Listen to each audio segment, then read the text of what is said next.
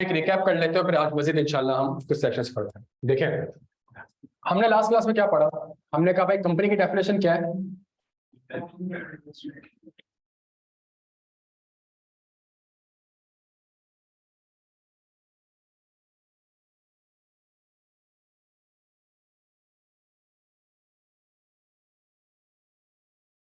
ऐसा ही है, under the companies act 2000। तो पहले एक डेफिनेशन आई कंपनी की कि भाई कंपनी क्या होगी, which is formed and registered as per companies act 2017। जैसे ये डेफिनेशन आई तो इस डेफिनेशन मतलब लोगों को कंपनीज एक्ट के दायरे में लाने के लिए एक सेक्शन हमारे पास आया जिसका नाम क्या था? सेक्शन 9।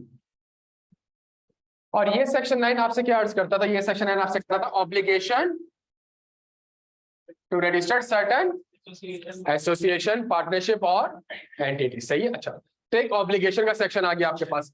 ये जो ऑब्लिगेशन का आपका सेक्शन आया है, इस ऑब्लिगेशन के सेक्शन में 2 से 3 बातें बड़ी इंपॉर्टेंट थी। सबसे पहली बात, कौन सा वर्ड यूज हो रहा था? एसोसिएशन। कौन सा वर्ड यूज हो रहा था?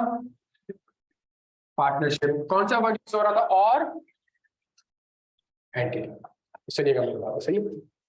तो कोई भी एसोसिएशन, कोई भी पार्टनरशिप और कोई भी एंटिटी अगर 20 से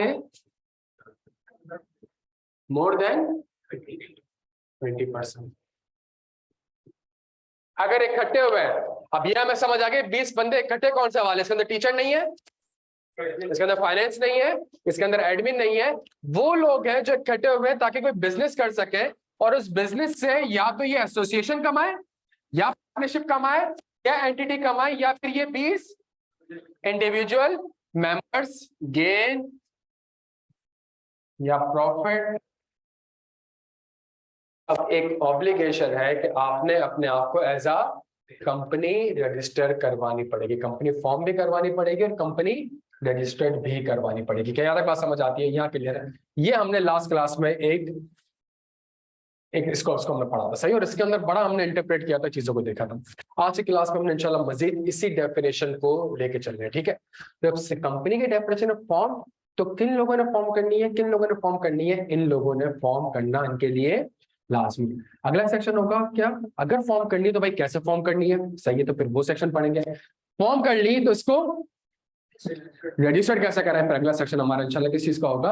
रजिस्टर्ड होगा। यहाँ तक क्लियर है हम सारे? अच्छा, इसकी कुछ एक्सेप्शन है, मैं फिलहाल एक्सेप्शन का वर्ड यूज कर रहा हूं, लेकिन हम लॉ में पढ़ेंगे लॉ में एग्जैक्ट वर्ड क्या है। सही है, वो लॉ कहता है nothing in this subsection 1 shall apply. अब कुछ एक्सेप्शन है। फॉर एग्जांपल आई कैप कौन सी कंपनी है? हाँ जी, नॉन प्रॉफिट चला। State bank of Pakistan, state bank of Pakistan, securities and exchange commission of Pakistan. हम कहाँ बैठे हुए? नहीं, IQ कहाँ है? IQ PCHS में। पीसी का फुल फॉर्म क्या है? Pakistan employ cooperative housing society. 1950 में बनी थी ये सोसाइटी, 1950 में बनी थी। अब मेरी बात समझने की कोशिश करें तो अगर मैं इस डेफिनेशन को देखूं तो पता नहीं कितने ऐसे लोग होंगे जो कि कंपनीज एक्ट के दायरे में आ जाएंगे। मेरी बात समझने की कोशिश करिएगा। लेकिन बहुत से ऐसे पर्संस हैं, बहुत सी ऐसी एसोसिएशन है, बहुत सी ऐसी बॉडीज हैं, बहुत सी ऐसी एंटिटीज हैं जिनके ऊपर उनका अपना लॉ अप्लाई होता है। जब उनके ऊपर अपना लॉ अप्लाई होता है तो फिर एक कंपनी के ऊपर आप 2 कानून अप्लाई नहीं कर सकते। एक कंपनी के ऊपर आप 2 कानून अप्लाई, तभी इस सेक्शन में एक एक्सेप्शन हमने यहाँ पे डाल दी। लॉ ने आपको एक्सेप्शन बता दी और लॉ ने आपको एक्सेप्शन ये बताई कि अगर कोई बॉडी या एसोसिएशन या एंटिटी अगर ऑलरेडी अपने किसी कानून के तहत बनी हुई है, like for example institute of chartered accountant of Pakistan अपने ऑर्डिनेंस के हिसाब से बना हुआ है, चार्टर्ड अकाउंटेंट ऑर्डिनेंस, सही है, और वो भी फेडरल गवर्नमेंट ने पास किया है, उसको भी अप्रूव कहां से करवाया है? फेडरल गवर्नमेंट से। तो फेडरल गवर्नमेंट भी, अच्छा फेडरल गवर्नमेंट ने कंपनीज एक्ट बनाया है, कंपनीज एक्ट किसने बनाया? फेडरल गवर्नमेंट ने। तो फेडरल गवर्नमेंट भी कंपनीज एक्ट अप्रूव कर रही है और फेडरल गवर्नमेंट ऑलरेडी आके आपको कह चुकी है कि जी आप इस ऑर्डिनेंस के हिसाब से चलिएगा, आप इस ऑर्डिनेंस के हिसाब से जो एक बॉडी बनी है institute of chartered accountant of Pakistan, तो ये आप अपने कानून के तहत बने हैं तो आपके ऊपर कंपनीज एक्ट अप्लाई नहीं होगा, तभी आईकैप की एनुअल जनरल मीटिंग नहीं होती, तभी आईकैप के बोर्ड ऑफ डायरेक्टर्स नहीं है, आईकैप के ऑर्डिनेंस में लिखा हुआ है। नहीं नहीं यार, देखते आते हैं यार, मेंबर्स नहीं जो चलाते हैं। सही कह रहे हो, क्या कह रहे हो? तो काउंसिल मेंबर का वर्ड तो कहीं कंपनीज एक्ट में लिखा हुआ ही नहीं है, तो इसका मतलब है उस ऑर्डिनेंस में लिखा हुआ है। क्या लिखा हुआ है? कि भाई जो एक काउंसिल बनेगी, एक कमेटी बनाएगी, वो सारे डे टू डे ऑपरेशंस को क्या कर रही होगी, ओवरसीज कर रही होगी। तभी ऑर्डिनेंस में कल को कोई भी चेंज आएगा, आईकैप खुद चेंज नहीं कर सकता, किसके पास जाना पड़ेगा? फेडरल गवर्नमेंट के पास। तो अगर आईकैप यहाँ पे अप्लाई करेगा, तो फॉर एग्जाम्पल आईकैप इस डेफिनेशन में लेट से फॉल कर जाएगा।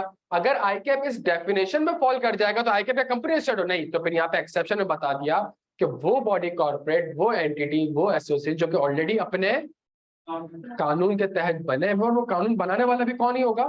Federal government. भी कानून से इस मुल्क में फेडरल गवर्नमेंट बना सकती है, प्रोविंशियल गवर्नमेंट बना सकती है, इसके अलावा कानून कोई और बॉडी नहीं बना सकती। क्या यहाँ तक बात समझ आती है? तो हमारी एक एक्सेप्शन तो इसमें ये हो गई कि अगर वो किसी और कानून के तहत बनी होगी। ये रिकैप नहीं है मेरे भाई, ये नया चैप्टर है, सही है। तो ये हमारे पास कोई और कानून के तहत बनी होगी।